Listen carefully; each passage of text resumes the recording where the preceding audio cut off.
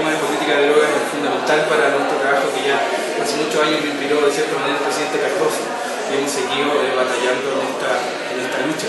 Me gustaría partir por algo que nos interesa mucho a los latinoamericanos, es saber su visión respecto al rol que Colombia debería jugar en este gran debate. Vimos que el presidente Santos de cierta manera lideró este esfuerzo durante la Cumbre de las Américas, pero eso de cierta manera está como un poco difuso. ¿Cuál es el que debería que...? Colombia pues tiene mucha autoridad para hablarle, sobre todo a Estados Unidos, como la tiene México. Nosotros tenemos dos tipos de problemas: el de consumo, que todo el mundo tiene y que tiene que mirarlo desde el punto de vista interno, pero el problema de Colombia, como lo es el problema de México, es que sin cambiar la política de Estados Unidos, nuestros principales problemas van a estar allí. Entonces, el presidente Santos ha tomado liderazgo. Ojalá que México avance en pedirle a los norteamericanos que hagan un debate de política sobre este tema, que discutan el tema de su política de drogas. O sea, está brillando por su ausencia. Y mientras se producen cambios políticos internos y legalización de la marihuana medicinal, y mientras que la oficina de drogas dice cosas sensatas, hay cero debate político. Entonces, nosotros tenemos que ayudar, porque si Estados Unidos no cambia su política prohibicionista desproporcionada que tiene, los problemas de violencia en nuestros países van a seguir. Presidente, ¿qué errores ha cometido México entonces? No, los errores no. Pues México pues, está en el proceso de enfrentar su lucha. Y más que haber cometido errores, le faltan muchas cosas por hacer.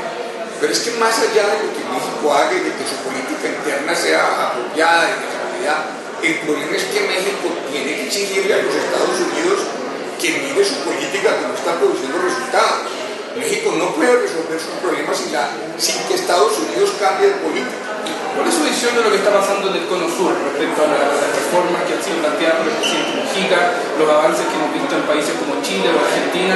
¿Es una luz de esperanza para un... Sin la menor duda, porque es entender que los temas de consumo son temas de los países, que no hay nada en las convenciones internacionales que diga que haya que respetar algo que no se puede tocar. Esa es la dirección correcta, empezar a explorar con estos temas. Inclusive todavía falta un paso por dar que lo han dado en Europa: cómo ayudarle a los adictos de verdad y cómo apoyarlos para que no se vuelvan delincuentes. O sea, hay una dimensión también de seguridad supremamente compleja.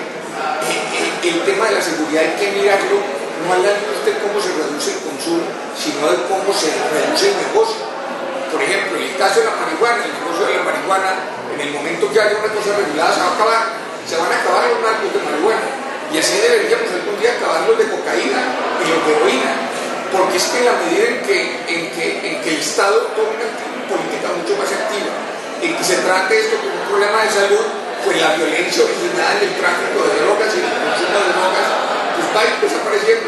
Y en términos de la legalización, el debate de la legalización, ¿están los países latinoamericanos preparados para abordar un debate en serio, no solamente una retórica? Lo que pasa es que la legalización es lenguaje político.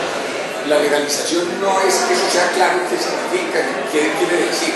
La legalización significa que hay que moverse con una política de mucho más tolerancia y hacia una política de salud. La legalización no significa que es que a uno no le importan las drogas, o que las drogas no son dañinas, o que no va a haber controles. Entonces, pero los dirigentes políticos, los presidentes, saben muy bien que si no usan esa palabra, no consiguen una verdadera discusión, una verdadera atención. Lo que ha ocurrido en Colombia, que de cierta manera han abordado el tema de salud, lo vimos ayer con la ministra de Salud, en que hay por lo menos un enfoque un poco más coherente que otros países. ¿Es tal vez un ejemplo para otros países latinoamericanos? En el caso de Chile, por ejemplo, en que toda la política de drogas depende del Ministerio del Interior, y el Ministerio de Salud de cierta manera se lava las manos. ¿Es este un camino que podríamos replicar?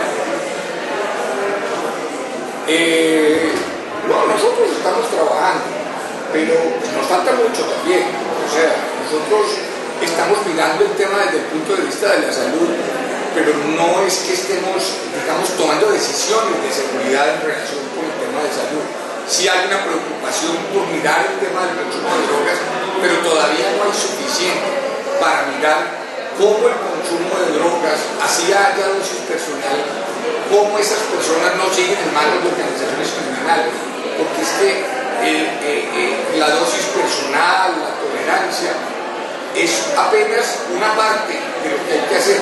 Sí, tú no metes los muchachos a la cárcel, pero ¿cómo consiguen droga?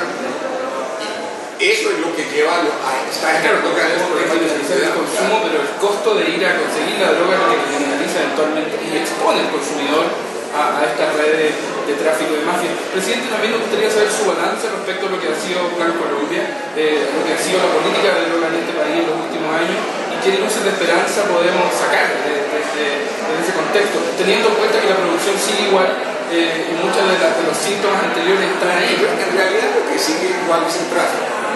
La producción, las informaciones de producción han disminuido. La producción disminuyó un poco, dicen que se movió hacia Perú, pero el tráfico de drogas. Ahora, en términos de seguridad del país, el Plan Colombia fue un gran éxito.